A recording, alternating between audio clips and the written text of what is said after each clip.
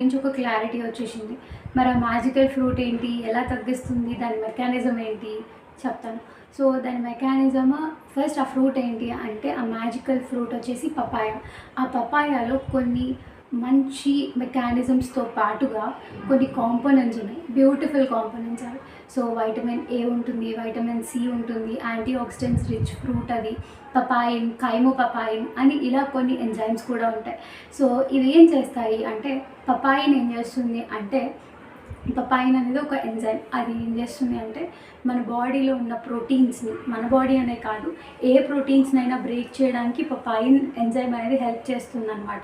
So, అందుకనే fungus లోపల DNA ఉంటుంది. ఆ డీఎన్ఏని ప్రొటెక్ట్ చేస్తూ మనకొక లేయర్ లాగా ఉంటుంది. అదే ప్రోటీన్ కోట్.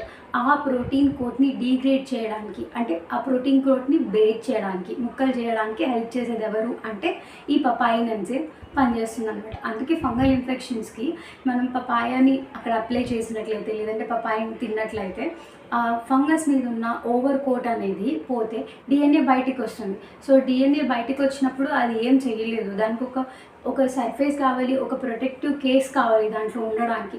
ఆ కేసే లేనప్పుడు ఉత్త డిఎన్ఏ ఏం చేయగలుగుతుంది? ఏం చేయలేదు కదా!